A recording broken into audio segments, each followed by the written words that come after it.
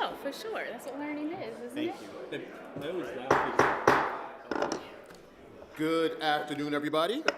Welcome to the Grand Rapids Community College trustee meeting for May 15th, 2023. As usual, we'd like to start off our board meeting by asking if there are any board members or the president, do you have any guests you'd like to introduce? I do. I would like to invite Dr. Eric Mullins, Dean of Students, to the podium to introduce our All-Michigan academic team. So, Eric, if you...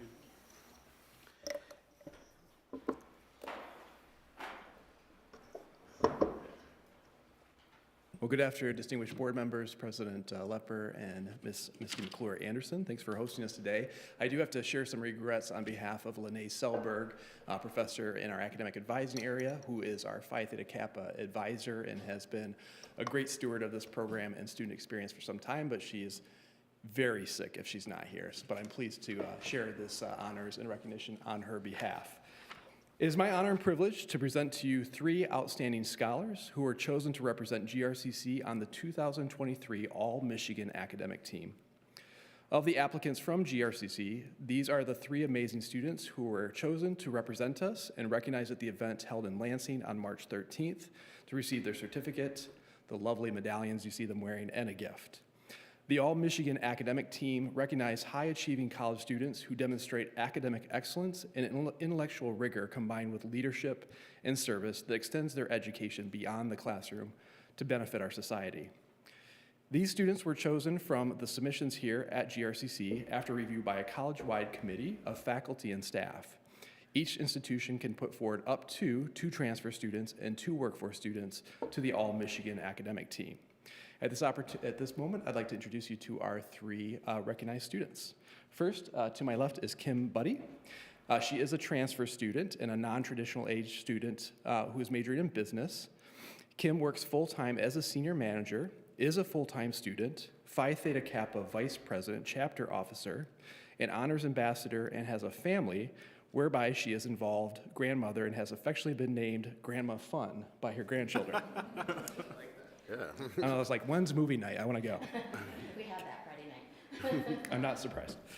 Kim strives to make the world a better place. She volunteers at various charitable causes throughout our community, including Kids Food Basket, Habitat for Humanity, and Letters for Depression, to name just a few. Her motto is, if I can, I will. Kim's Phi Theta Kappa involvement includes helping our chapter earn a top 100 status out of over 1,300 chapters internationally, while maintaining a 5-star chapter status for the 9th year in a row. Kim is an asset to Phi Theta Kappa and GRCC and was just elected as one of the 4 Michigan regional officers. This is a student leadership role at the state level for the year 2023 and 24. She was also a recipient of the 2022 Coca-Cola Leaders for Promise Scholarship and has achieved scholastic distinctions while earning multiple President's and Dean's List honors, as well as just graduating from the GRCC's honors program and earning her associate in business. Kim is a leader in life as well as in her career and academic journey. Kim is remaining at GRCC for 1 more year before she transfers to Davenport to complete a 3+1 program in business. Kim Buddy. Next up, I'm pleased to introduce Missy Georgiou, and she is also a transfer student. Missy is the sole provider for her 3 young children while maintaining continued status on the Dean's List. She's actively involved in her church and at the children's school. Her children keep her very busy with extracurricular activities. I think you mentioned ball practice tonight, including many different sporting events, music lessons, summer camps, and exploring new places. Melissa initiated a successful campus-wide free clothing swap, addressing the need for clothing on our campus and within our community by donating the remaining items to Mel Trotter's mission. She is a member of Psi Beta Honor Society for psychology students, TRIO Student Support Program for first-generation students, and has completed the honors program at GRCC.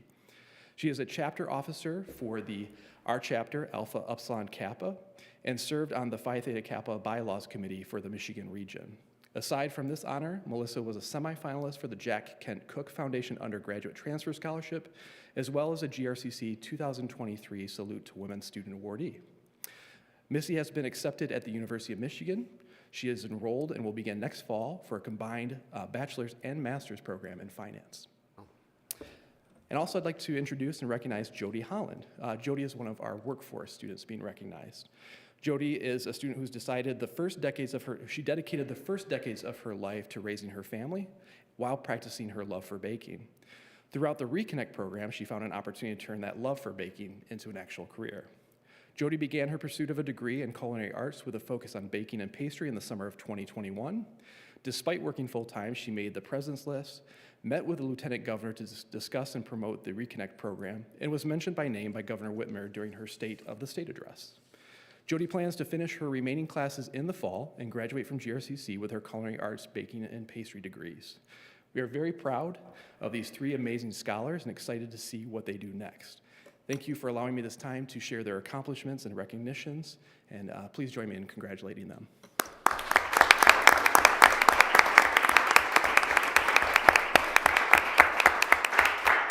If you don't mind coming up and walking across here so we can all shake your hands? This is quite an accomplishment. Thank you so much. Thank you so much. Thank you. Thank you. Also, I want to see the medallion. You want one. Congratulations. They're the biggest ones that we've had in our life. Congratulations. Congratulations. Congratulations.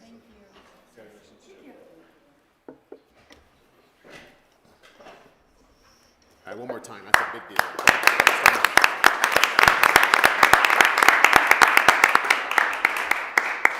Please keep us posted on your amazing success in the future. Yeah. Okay, our first order of business is the approval of today's agenda. Trustees, please note that this is the time to remove any item from the consent agenda for separate consideration if necessary. Are there any additions, deletions, or corrections to the agenda? If not, may I have a motion to approve the agenda? May I have a second? Support. Any discussion? All right, all in favor, please indicate by saying aye. Aye. Opposed, the same sign. It's been approved, motion carries. All right, now is the time for public comment. If there's any person that would like to make a public comment associated with the agenda, please come forward to the microphone. All right, seeing no one move forward, just note there is an opportunity at the end of the meeting as well to have public comment. You get 2 bites of the apple here. So, next on the agenda is special order of business, the Snack Craft Michigan training jobs agreement. Lisa, will you please come up and discuss this with us? Absolutely, thank you and good afternoon. Good afternoon. Before you is the resolution and related agreement for Snack Craft LLC. This is a new Michigan new jobs training program for us. This company is located in Kentwood, or is moving into Kentwood. They will, over the next 3 years, add 185 new positions that meet the qualifications, the 1.5 times minimum wage for the Michigan New Jobs Training Program. The total agreement is $460,000 and is scheduled through the payroll tax diversion to be repaid over a 5-year period, which is a requirement of the program. Happy to answer any questions that you might have on the resolution or the agreement itself. This will make, I believe, 18 or 19 Michigan New Jobs Training Programs that we are managing here at GRCC. Would you mind just telling us a little bit about what Snack Craft does? They make healthy snack food alternatives. And Julie is here if she's got more detail to add than that. That's good enough. Okay, they make healthy foods. Go ahead. Okay, I've forgotten, do these companies come to you or do you solicit them? That is done in partnership with our workforce development team and other economic workforce entities within the community and the state. The MEDC, the Right Place, is often involved. Julie and her team are involved in soliciting these primarily new companies that are coming into the region. Historically, with the 18 or 19 that we've had, have we been on track with recouping that cost as planned? Oh, absolutely. And these training agreements all vary in dollar amounts. Some of the earlier ones that we wrote when this program first came into Michigan were much larger than what we are doing now. But this is an ongoing training process. And remember that the revenue bond structure that we have that's referenced in the resolution ensures that GRCC isn't at risk financially in working with partnering with these companies to provide this training. Lisa and Julie, if I'm not mistaken, we are one of the most active, or if not the most frequent user. We're number one in the state for the Michigan New Job Training Program. We are. Are there any more questions from the board? I have a motion to approve the snack craft agreement. So moved. Second? All right, any discussion? All right, all in favor of approving the snack craft agreement, please indicate by saying aye. Aye. Any opposed? All right, it's been moved and approved. Thank you, Lisa. Don't go anywhere. You're up next for the finance update. Great, thank you. Also included in your packet were the financial statements for April. We are on track and looking, as is typical, to exceed our budget on the revenue side. Interest income is certainly coming in a little bit better than had planned. And then we are managing expenses, do not anticipate any issues, and will likely have some underspending in that expense area as we move towards the end of the fiscal year. Still actively working on budget for next year, 23-24. The revenue consensus meeting at the state is scheduled for this Friday. So once that takes place at the state level and they agree upon the resources that they have to allocate, we are hoping to hear a little bit more about the state budget as we move towards bringing that back to you for your consideration again in June. As we look towards the next fiscal year. The other piece of information that I have on that budget moving into 23-24 is that we do have some additional information from the county regarding property taxes, and it does not look like that we will be facing a Headley rollback this year because of that inflation rate. So a piece of good news for us in that area. I'm happy to answer any questions that you might have. Other than that, that is Let's all end of on the good update. news, but I like good news. But any other questions for Lisa? Lisa, thank you very much. Thank you. Next, we're going to have the strategic plan update from Sheila Jones. Plan update. Good afternoon. Good afternoon. Thank you. As you know, I'm Sheila Jones, Associate Provost of Instructional Support and Institutional Planning. I use she, her, hers pronouns, and I'm excited to join you today to provide an update on our strategic plan on behalf of President Lepper, our strategic leadership team, executive team, and the entire nearly 100-member strategic leadership team group, which I'm now just going to call SLT because that's a lot of words. Thank you. A few slides. I wanted to begin with a reminder. Almost a year ago, we presented an updated strategic plan framework to all of you. I believe it was last June, actually, with these 5 overarching principles. So these principles serve to inform and set the stage for our 5 strategic goals and the priorities within each goal. We've been doing a lot of work on all of that throughout the past year.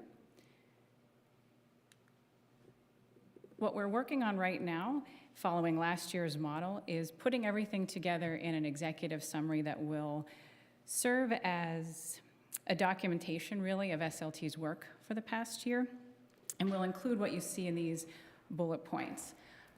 An update on the strategic plan framework, and a reminder, this executive summary will be posted on our public-facing website at grcc.edu/strategic plan.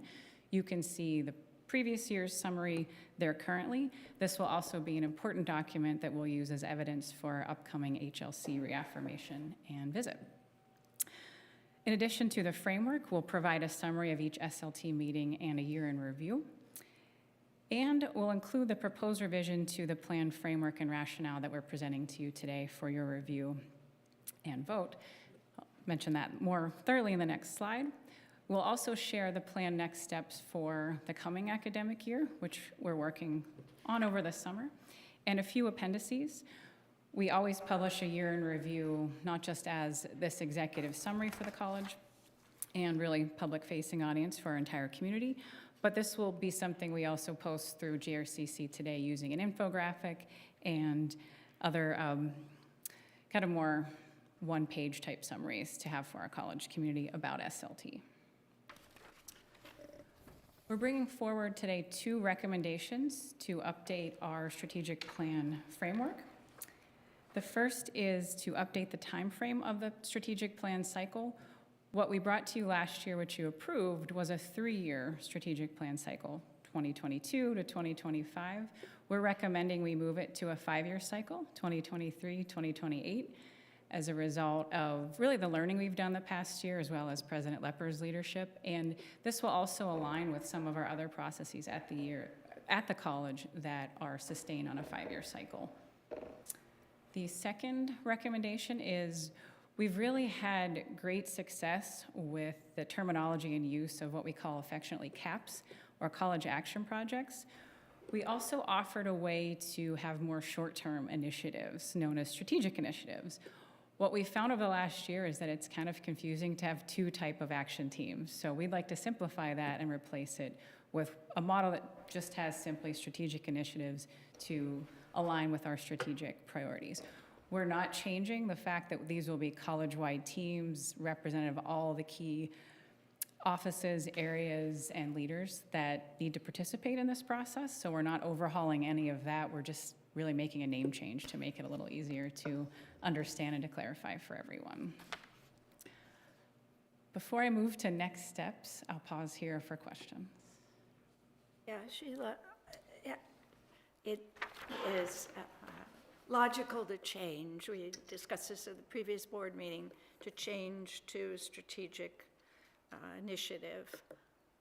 However, the caps are notated, cap 1, cap 2. How does that, is that reframed as well?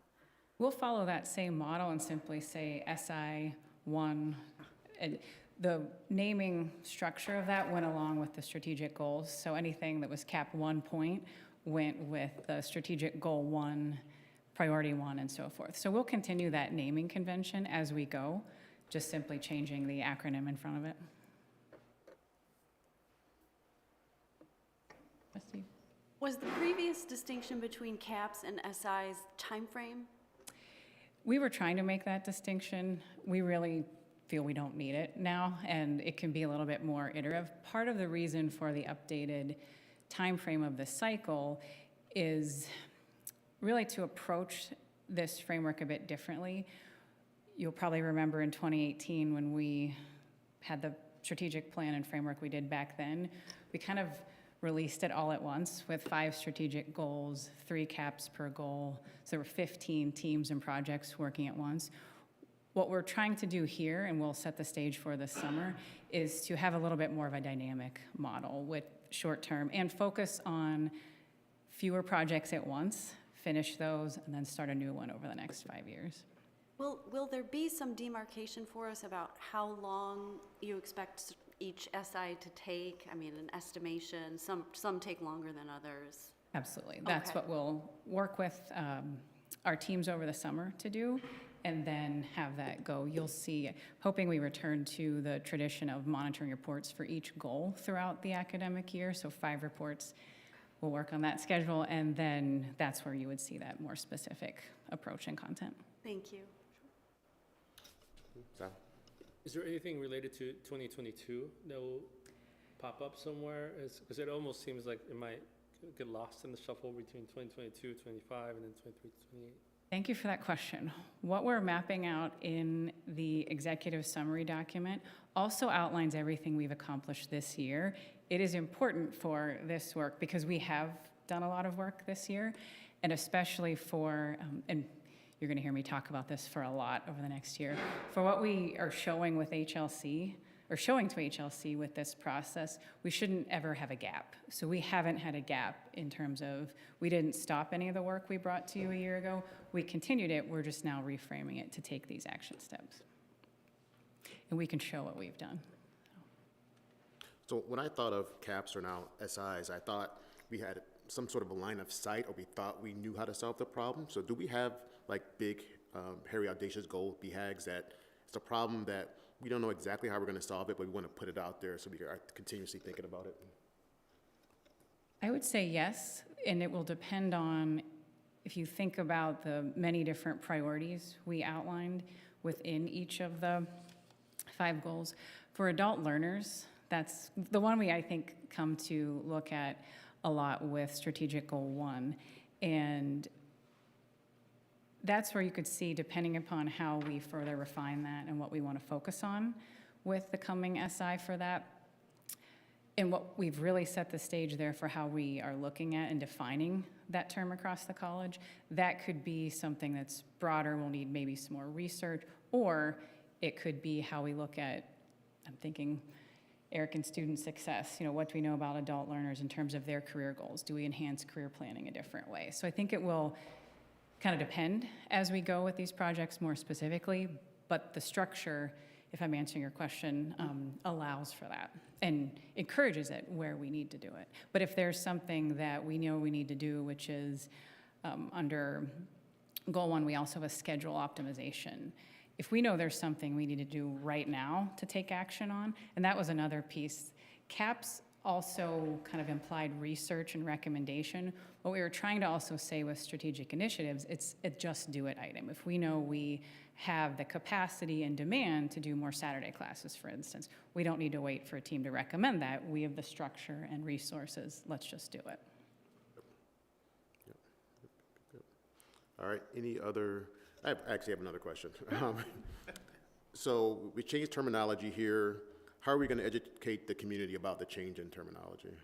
Well, I've already started drafting everything into a summary that we'll publish on our website and continue to post in JRCC Today. All the normal ways we talk about SLT through JRCC Today, emails to our members, and our public-facing website's probably the best place. And there's been conversations with the college community already about the terminology, so this isn't something that is going to be. This won't be a surprise. This won't be a surprise. That's good. So the strategic leadership team has been part of these conversations. I just remain impressed with the investment in continuous improvement, the framework, how iterative it is, and how you just choreograph the energy and the folks around it. I think it's impressive. So, thank you. I appreciate that, and certainly won't take all that credit. This is a huge team, and it's wonderful to do, and to see for exactly what you said. Thank you. Just to finish off, I have a couple more slides. This is what we'll do over the next few months. We're spending a week in June on these strategic kind of challenge mapping sessions that will help us refine this framework and set those date targets, more project ideas that will be specified and ready to really kick off this revised plan and timeline by the time we meet back in September for our regular SLT meetings of the academic year. We hope to again bring you monthly, or not monthly, but the 5 board monitoring reports in addition to our monthly meetings between September and April. And Valerie, I just had some ideas for ways you can continue to support SLT with our work. Really appreciate all of your help and attendance at meetings. I know many of you attend when you can, and we're grateful for your participation and activities there, which, again, it's a very unique thing to have 100 people come together to do this, and it's very special, I think. So, thank you. Any other questions for, so I know that during COVID, a lot of the meetings, we were able to do them via YouTube, Zoom. And now with the individuals that are on the coast, do they need to come in for these meetings? Or you have separate meetings with that group versus this group? How are you going to make sure that everybody in the community is included? Throughout the year, we kind of started during COVID with Zoom meetings. What class and the wonderful media team brought us was the ability to use a software tool called Remo, which is a really cool platform that emulates the ability to host an in-person meeting, but with virtual attendance options. You can set it up so people click in and then it looks like they're joining a conference table and can have small group discussions. So we will likely continue that option again, because to meet for 4 hours on a Friday, that would probably be a 6-hour day for our Lakeshore folks to come with us. And we've been trending toward more in-person participation, but it's worked really well to offer that Remo option. We also held our first meeting at the Lakeshore with SLT in October and hope to do that again. October seemed to be the best month for weather, so we will probably continue that tradition too. So, thank you. All right, if there are no other questions, thank you very much, Sheila. Thank you. Just moving down our agenda, I'd like to call Alex Miranda up to the podium, and he's going to give us a student report.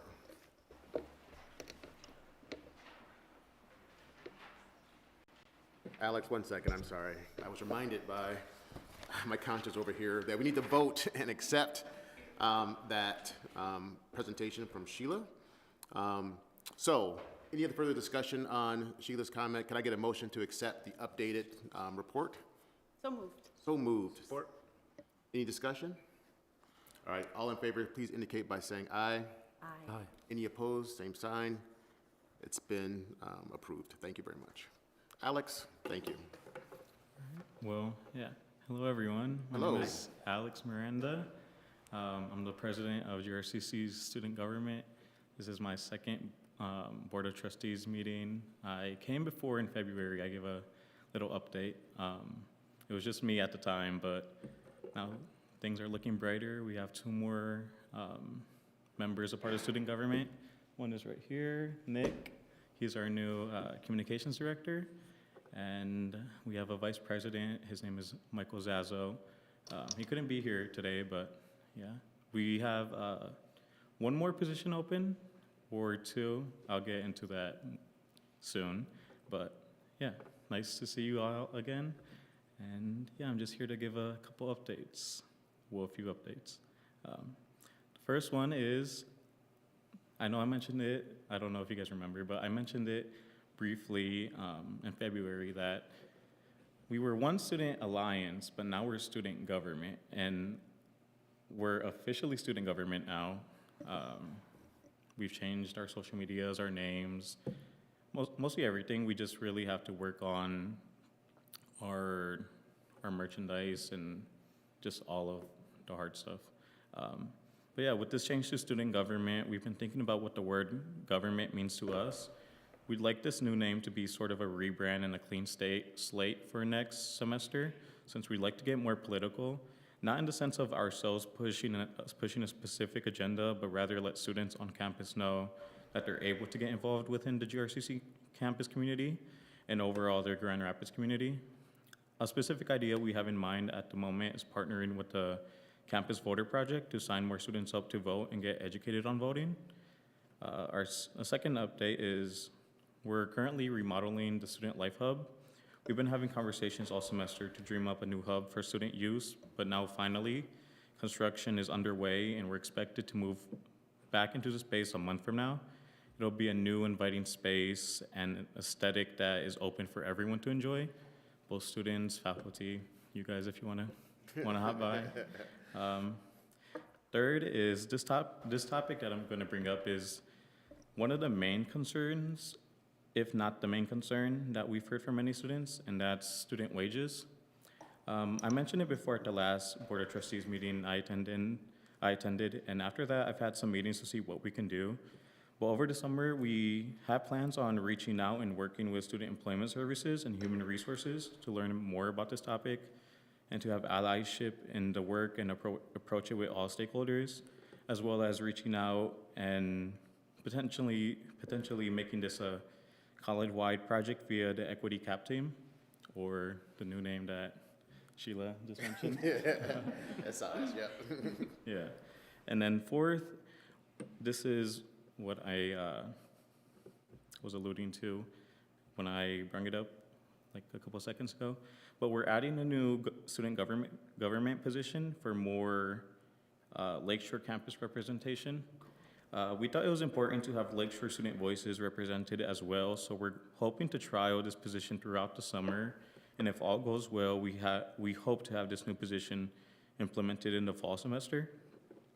We've just suggested this idea to the Campus Activities Board as well, so they may have a similar position in the future. But yeah, we just want to have more Lakeshore representation, just in general. We do plan on going over there sometimes, as much as we can, to advocate for the students over there. And we think this may be a good step in the right direction. The fifth update is we're working on being a part of more professional development meetings, such as SLT, Strategic Leadership Team meetings, AGC, the Academic Governing Council, working with student enrollment and management and communications, alongside joining the American Student Government Association. SLT has been our first step in the right direction regarding professional development meetings, but we were informed about the Academic Governing Council shortly after, and we thought it would be beneficial to attend those meetings to learn more about what is being decided within GRCC. I attended the last AGC meeting, and I learned more about the data of the enrollment rate, which I found very interesting. I think we've been to like 2 or 3 SLT meetings. It was very insightful. We plan on doing the same within the fall, and same with AGC. And we're planning to work with student enrollment and management and communications shortly. And then just a couple of days ago, we're now a member of the American Student Government Association, so we will be using their resources to further maximize our influence around campus. 6th update is we've been in conversations with Don Overman, Ann Isaacson, and Lori Witzak about potentially implementing a social sciences tutoring lab. They've developed a job description at the moment for a professional tutor position that will be responsible for supporting courses offered in the social sciences disciplines. But this is one of our projects that we'll be working on during the summer. And lastly, the Vice President, Michael Zazzo, he's forming a student safety coalition. He's in the process of forming it. After all the recent tragedies that have occurred, he plans on having this ready for the GRCC community by this fall. And it's open for any students, any staff, anyone who wants to be a part of it. Yeah, those are my 7 updates. If there's any questions. So the last thing you talked about was student safety, and what is the goal of the group? What are you guys trying to? What is Mr. Zazzo going to work on? Yeah, well, this is his project, so I don't know all the specifics, but we've had some meetings with Whitney Marsh, the director of the policing. And from what we took from that meeting, it was potentially letting students know about education on safety, such as, what she bring up, for example, she brought up a potential idea of teaching students how to protect themselves during a situation where there may be danger present. She said that she may be able to give students the same training she does to her officers. That was one of her ideas.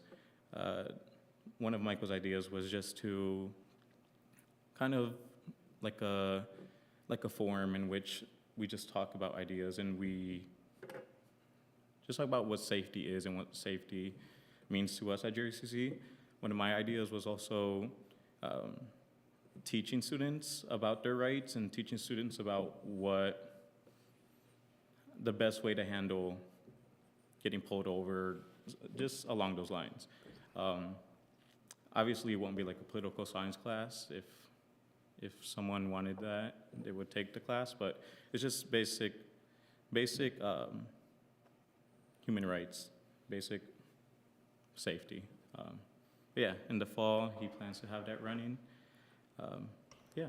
No, I'm excited about that. It sounds like a forum where students' voice could be heard about a variety of different safety issues, which is obviously very important to students right now. So that's thank you for bringing that on. If I could add to that, Alex, based upon our conversations that we've had, it's also some of the things that we talked about was how the Student Government Association can promote the campus safety escort policy program, where we also have the emergency call boxes, things like that are located on campus. So it's very much about the educational piece of helping students on a regular basis, reminding them to walk in pairs. Here's how you can, if you feel unsafe, here's the number you call, or that you can get a campus safety escort to your car at night, and just really trying to promote that out to students, correct? Yeah, just that would be one of the aspects, promotion of safety on like specifically what GRCC has, like you mentioned. Yeah, I remember at the town hall you came to, we had a great conversation about how we can make GRCC safer and how it's already safe, and just all the resources we have, so, yeah. Alex, thank you. You're incredibly articulate and professional. Thank you. launching even a new framework of student government as opposed to alliance, which sounds much more professional. And thank you for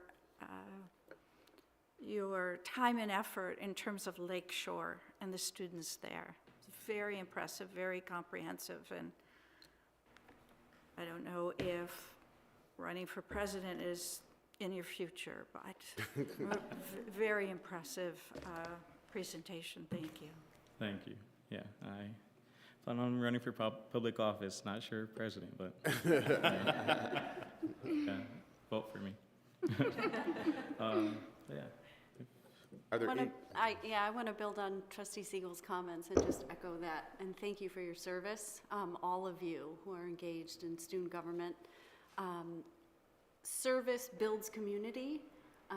Your engagement is really impressive on things like wages and safety. I mean, those are front of mind issues, really important issues to everyone in this community. So thank you. And Yeah. don't rule out running for office, any of you. Yeah, just to like share some sentiments. Yeah, thank you for listening to me. Thank you for giving me this podium, literally. And then also thank you, Ashley, Sheila, Lina. Yeah, a couple months ago, it was literally just me.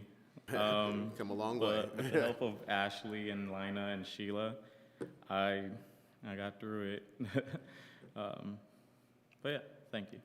So one of the things that the faculty does, or different organizations do, if you look at the slide right there, it says how we can support them. And so if you can think of ways the board can support you, let us know. You're very engaged. We want to be supportive as possible. But often you telling us what you need from us will help us in any decisions that we make. Yeah. I guess one of the things I think a lot of students would like support in is obviously student wages. We'd really like to see that happening.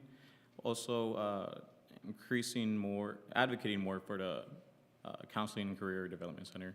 I know a recent study just came out that we're pretty behind in the student to counselor or mental health professional ratio. So yeah, we'd really like to see that. See some changes. I know Melissa Ware, the director of that department, would really like to see some changes. Just a little brief update. She's actually now running her student advisory board for mental health. And I've been to a couple meetings. It's pretty good. It's pretty insightful. But yeah, if you guys could help us with anything as students, since mental health is an epidemic and it has been for years, decades. So yeah, more advocacy in student wages and mental health. I just want to say there's something that builds muscle related to standing in spaces where you feel a little awkward or don't know, but standing in it. And so I too just want to say bravo for you taking on new things and new roles.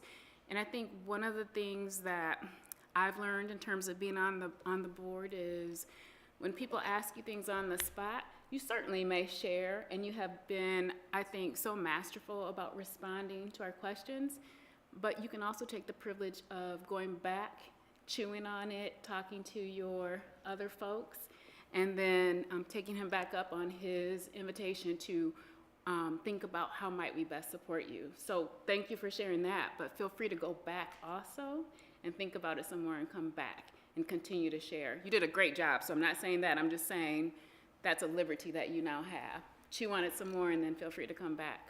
Yeah, once we get more work going with the equity cap team and student employment, I do plan on having some sort of presentation with all the facts and be like, look. Here it is. Yep. But yeah, for now, yeah, just kind of me rambling, but you're doing a great job. Yeah, we student government just in general is hoping to be more a part of these Board of Trustees meeting, and honestly just getting to know you guys and like personally, professionally. We invite you guys to come to the new student life office whenever you want, where our town halls that we'll be facilitating in the fall. We do plan on hosting some people more in the fall during our town halls, so if you see an email saying Alex Miranda wants to have you at our town hall, don't be surprised. But yeah. Very interested in that. Thank you so much. You have a question, Daniel? No? Thank you so much. I appreciate it. All right. Thank you. Thank you for your time. All right, as we move down our agenda, we're going to have an update from the foundation. Aaron Van Egmond, I think this is your first official report to us, so congratulations on your new promotion. We're honored to have you here today. Thank you so much. Honored to be here. So good afternoon, President Lepper, Board of Trustees members, and Misty McClure Anderson. As you know, my name is Erin Van Egmond, and I'm proud to serve as the Executive Director of the GRCC Foundation as of March. But I'm pleased to provide you with my first update from our foundation's team on things that they've been working on over the past couple of months and will be planning for the upcoming months. But first, I always want to update on scholarships. We are wrapping up this fiscal year and this academic year, of course, and I'm proud to report that we've awarded $1.1 million to over 1,400 students for this academic year. And 151,000 of that represents summer awards for this current summer semester. So our team has been working diligently on that. But even more happy to share with you today is that the awards that the foundation office is responsible for awarding, all of those awards have been made for the 23-24 academic year. This was an aggressive goal we set for ourselves. We wanted to make these decisions by May 1st, very strategically, because we want students to know that they're receiving a scholarship. All they need to do is enroll. So it's the little piece that we can play in recruitment and outreach for our students. So that goal was met. We are in the process of notifying students right now. But something else that we are doing this year that we haven't done in several years is we are reaching out to area high school administrators to let them know which seniors of theirs will be receiving a GRCC scholarship for the fall. And what we hope that will happen is that will be announced at their senior awards nights. So again, another great way to have GRCC mentions at those special evenings. We've even offered to go and present scholarship opportunities at those special events as well. So again, another great way for outreach and recruitment, but we will continue awarding throughout the summer, working with some of our other partners that make awards. So still more work to do, but we have awarded quite a bit already so far. A couple events I want to keep you updated on. You probably got an invitation for this last week, but on Tuesday, June 13th, we are hosting an event to officially dedicate the Dr. Juan Oliveras Plaza and unveil a mural that was painted by actually an alum in his honor.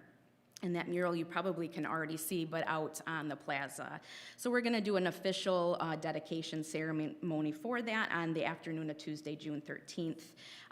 We hope that you all can be part of that. That is being led by community member Lupe Ramos Montani, and I know Trustees Brunsma has been part of that as well, so thank you for that. But we are excited to just celebrate the impact and legacy that Dr. Oliveras has made on this college and community.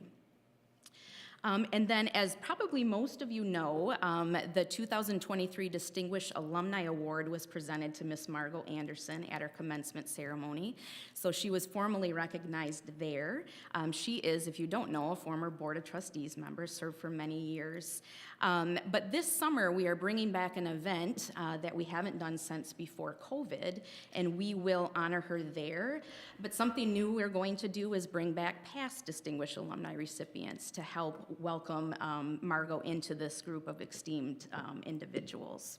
So watch for that invitation soon. We're close to solidifying a date, but that will be this summer.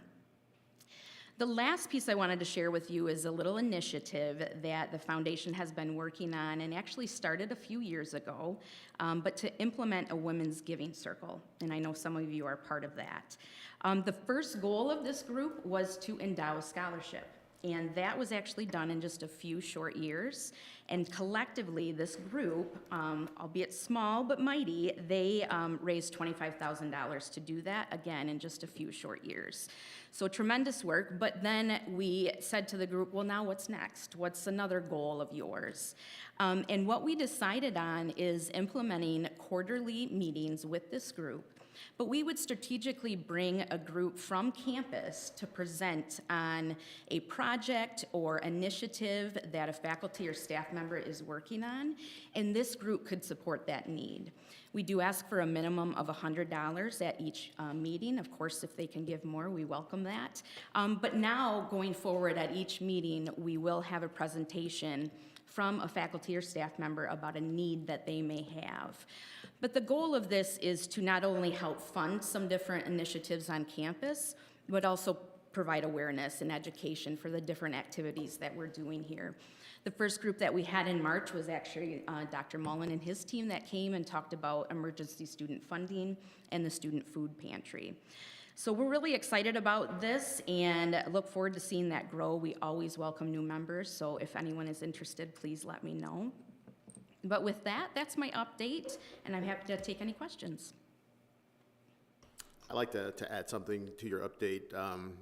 You guys hosted the scholarship banquet last month.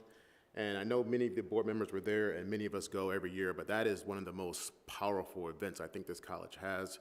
It's amazing to see some of the stories that our students tell. And this situation, we had one young lady who was a returning citizen, and some tragic things happened in her life, and the college helped her build her life back together. And she told that story, and her mom was there, and her daughter was there, and there were tears being shed. And you could feel how important this was to her. And then we had another gentleman who was born in a different country and was persecuted because of his sexual orientation. And he was able to come to Grand Rapids and get into school and study what he needed to study and build his life back together. And so these stories that we hear from our students are phenomenal. It makes me proud to be part of this board. It makes me proud to be proud of this community. And just knowing the impact that this community college has on our community is just amazing. So thank you for putting that together. Yeah. It's a big deal. Absolutely. Thank you for sharing that. That is one of, as a staff, that is our favorite event, but we also hear that from donors and students, that it's just a great opportunity to connect with someone that's providing support for them. So thank you for sharing that. Any other comments from the board? Once again, thank you. Welcome to this new position. Great start. Appreciate you very much. Yeah, thank you so much. All right, as we go down our agenda, the board chair update. You may not know that, but our chair is probably walking down the mountains of Machu Picchu right now. He is in Peru, enjoying himself, so that's why he's not here today. So I'm jumping in for him. Just two comments real quick. I'm sure you can talk about graduation, so I won't talk about graduation, but I will talk about another event the college hosted, which I was part of. The Young Professionals of Color Conference was hosted by GRCC this year. It's a great event where a group comes together in Grand Rapids, young professionals of color. They have speakers there. They have networking opportunities there. Lisa Laurie was the keynote speaker. She is a person that grew up in Grand Rapids. And so the goal of this is to help young professionals of color identify mentors, allow them to see that there are people of color that are successful in Grand Rapids and that businesses want them to be here in Grand Rapids. The college wants them to thrive in Grand Rapids, and there's an opportunity for that. So it's been a great event. It was the 12th time that the conference was held, and GRCC was able to host it this year. Dr. Lepers actually spoke at the event. He read, in part, the poem Bridge Builders, which I think was a phenomenal kickoff to the event. And if you haven't read that poem, just look it up on the internet. But it's about individuals thinking about more than themselves, and that when you sacrifice for others other than yourself, you build strong communities. And that's part of the story of the community college, is how we can think about our communities and what we can do to make sure that we all can be successful together. So he kicked off the conference with a great speech and a great poem. He told his story, and I found that the young professionals of colors were moved by that. So thank you very, very much. Thank you. And so with that, we'll move down our agenda and talk about, and then now it's time for your report. That's fine. Well, thank you. Thank you for that. We have quite a lengthy update to give you because there's so many great things happening at GRCC, and as you can see already, we have great things and great students from our academic team, from our Student Government Association here providing updates too. But I wanted to give the board an update. You all are aware we had two teams who participated in the NASA Hunch event. Unfortunately, our teams did not place in the top but they had the opportunity to be down at NASA in Houston and had great experience. One of the great things that helped, I guess, that they did experience or did receive was, in addition to the experience, was that they now have a letter recognizing them individually from NASA. But I think the really cool part is they all had the opportunity to sign a storage locker and also put the Sequia Institute for the Culinary Arts, GRCC, on the storage locker with other participants, and it will be housed up at the International Space Station. So even though the recipe and packaging may not be the selected one, they will be part of the International Space Station for a long, long time and having their name up there floating above all of us. So that's a great thing. But also, as was mentioned, we had commencement and other celebrations this past month, or this month actually. I'm happy to share with you that we had 21 individuals graduate from the police academy, and I'm told that we had a 100% pass rate for MCOLs, which is the first time that has happened since 2013. So a great event there.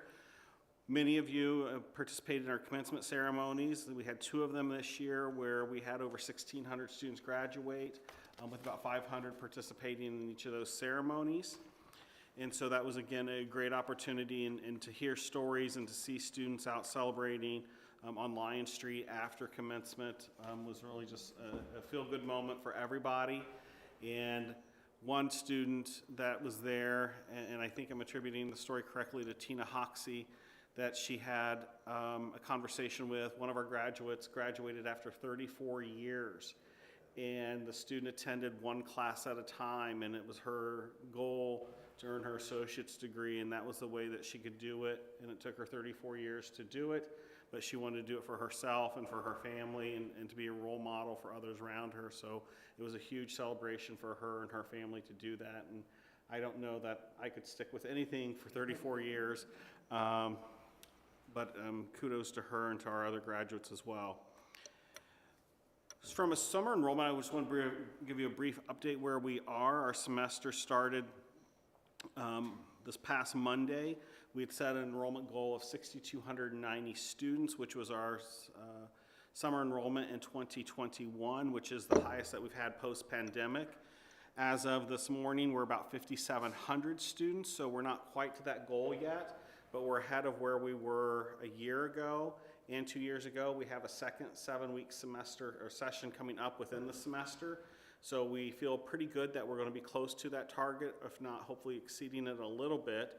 And some exciting numbers to just share with that is we saw a 57% increase in the number of guest students over last year. So that translates to 342 students. We had a 30% increase in new students over last year, so that's 266 students. Both those numbers are the highest numbers we've had in 5 years.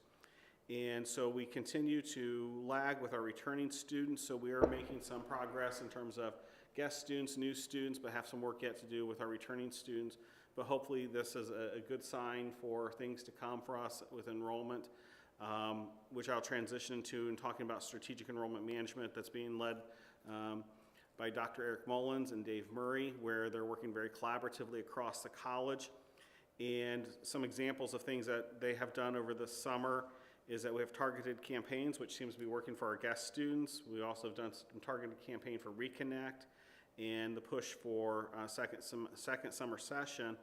But with the fall, we're also using new technology called College App to attract and target adult students. We've hired 10 high school staff guidance counselors to work in our contact center that are reaching out to students who may not be enrolled or who have started the process with us. So we're employing 10 high school counselors to help us enroll new students who we want to have here. And we've also been working with NCAM and been able to hire 2 college completion coaches through a partnership where we get 2 full-time coaches in exchange for $25,000. So 2 full-time positions to help us for a relatively small amount of money. And then also we've expanded our billboards, and I'm looking at Dave to confirm we're going to have 60 billboards in total, which is the largest kind of campaign we've ever done using billboards. and some of them will also be in Spanish, and we have the ability to collect contact information for those of us who drive by those billboards to do some additional targeting messaging to them. So lots of exciting things that hopefully will produce a higher fall enrollment for us and help build our enrollment for years to come. The other things I want to mention just briefly is that Vice President Freiberger and I and Rusty Merchant have continued to advocate for capital outlay dollars for the renovation of the Learning Resource Center. We've had 11 meetings with state senators and state representatives over the past few months. And on Wednesday, Lisa and I provided testimony at the Capital Outlay Joint Subcommittee. So hopefully good news will come our way from Lansing, but we will wait for that or whether the decision will be made to run a capital outlay bill, and then where we go from there. So keep your fingers crossed. The other updates I want to share with you is based upon feedback we had heard from the Student Government Association when I first started here. We have taken a look at student wages. We align pretty closely and exceed some of the other community colleges and also Grand Valley, but we wanted to do more for our students, so we announced this week that beginning fall semester, students who park on campus, or student employees who park on campus will receive free parking for the semester. So that translates to $3.50 a day. If they work 5 days, that's $17.50, and over the course of the semester, that's $245 that students will not be paying out of their pocket to come to work. And we also hope that that is an incentive to have some of our students seek on-campus employment. So hopefully that's a step in the right direction, and we'll continue to have conversations about wages. But beginning August, if students work on campus, then we'll remove that cost from them to park on campus. Does that sound good? At least a step in the right direction, I hope. I think it's back to step one. I mean, that was available in the fall semester of last year, but it got taken away. Let's you and I chat, because I don't think there's a clear understanding on that, because there's a different perspective on that from the college. So let's you and I talk and figure that out. Yeah, well, just in my experience, I think it might be a little different, but we used to have free parking, but it got taken away. So everybody for COVID? Well, let's get clarity on that, and we'll come back to that, so we can continue the dialogue. The last thing I want to share an update with you all is, as you know, we have folks in interim positions, and our provost is an interim position. Dr. Tina Hoxie's filling that role for us. We are continuing that search, so we're down to 4 finalists that will be here beginning this week and next week. And so we hope to have that position filled by late May, early June. And so Misty has been helping to coordinate that with the committee that involves faculty and staff from across the college. We've had first round interviews, so this will be the second round interview for the finalists. Also, we are wrapping up tomorrow the final interviews for the Vice President for Institutional Advancement. So we brought three candidates to campus as finalists. They followed a similar process. We used a committee structure, had first round interviews, and now the final round of interviews. And again, we hope to have that decision made by late May, early June. So hopefully I'll be able to announce to the campus community soon who those new individuals will be. So I think it's an exciting time for us as a college, and more to come on that later. And that concludes my report. Any questions for, yes, sir? Question on that last piece. I'm sorry if I missed it, but is that public information in terms of the candidates, the finalists? Yes, and so there have been campus forums, and so we have shared those names and invited the campus community to participate in those forums. And are there recordings of that available then through the website? Just curious too. Lisa, do you know if there? Streamed, the college advancement interviews, the campus forums were streamed, so we had online participation. I do not believe they were actually recorded. They're on YouTube. So they are on our YouTube channel. They're on YouTube. I don't know if they're publicly distributed though. We we can chat and update you on that. If they're not public, we can get you access to it, I believe, yeah. Okay, thank you. Any other questions for Dr. Leopard? All right, as we move down the agenda, Kathleen, were there any communications to the board? None. Okay, no communications to the board. Now is the time that we will approve the consent items. May I have a motion to approve the consent items as they were presented to the board? Can I have a second, please? Or Any discussion? All right, all in favor, please indicate by saying aye. Aye. Any opposed, same sign. All right, and now we'll move to the items purchased over $100,000. You guys have all received that list and been able to review it. May I have a motion to approve the purchases over $100,000 as presented? So it's been moved. Can I have a second? Second. All right, any discussion on that? All in favor, please indicate by saying aye. Aye. Any opposed? Motion carries. Now we're at the point of the meeting where we have a second time for public comment. Is there anyone in the audience that would like to make a public comment? Seeing no one move forward, I'll ask the trustees to make final comments. Sal, you have anything? I'll just walk around the table. If you have nothing, no need to. Just a comment based on, I was recently a part of an event and organizing an event for Latino youth across the state where high schoolers across the state of Michigan came together. It happened to be at Ferris State University. Ran into some folks from GRCC. But one thing that continues to be a reminder to me at these type of conferences is the importance of representation for students, given that GRCC has, at least the last time I checked, about 15% of its students are Hispanic or Latino. One of the things that consistently comes up is the representation of Hispanic and Latino leaders, educators within an institution, and the importance of that.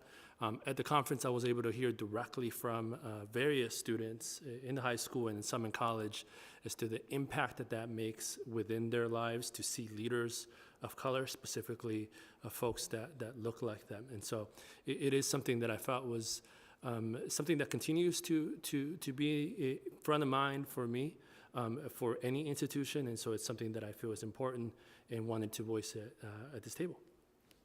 And to piggyback on what Sal is saying, I had a conversation with a student, and he was talking about ensuring that there's bilingual counselors.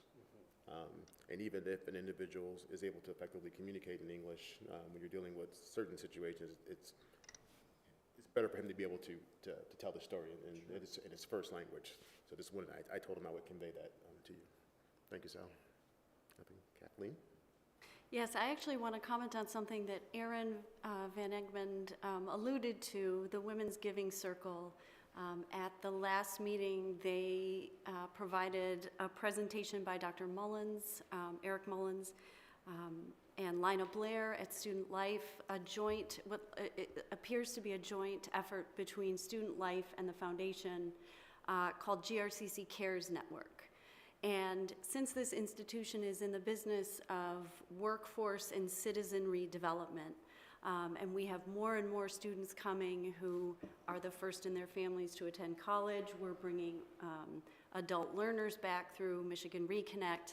We have students that we're lifting the access barrier for them by providing subsidized tuition through Reconnect and other programs, Grand Rapids Promise Zone. Once they get here, they might have barriers to success.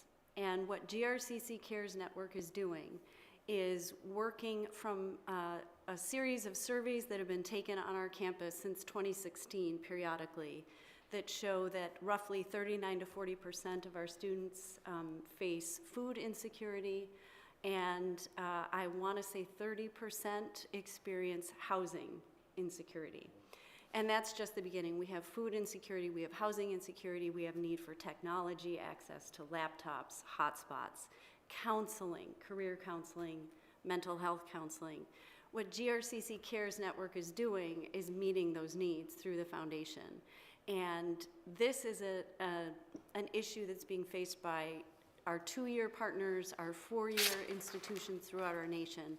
And we are on the cutting edge of recognizing that students not only need the access barrier lifted, but also the success barriers lifted.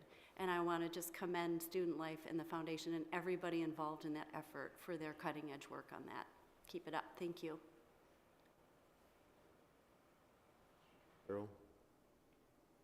Just to highlight, probably unnecessarily, the glory and the uplift of graduation and the commencement ceremony, which is so beautifully done and so commensurate with the celebratory nature of the event.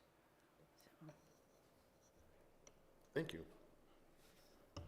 All right, hearing nothing else from the rest of the board, we're finished. Thank you, guys. Appreciate it. Thank you. Right? You can do him. I think they're both doctors, right? So do them all. Dr. Brandy, I saw that you registered for the APC. That's why you looked at me and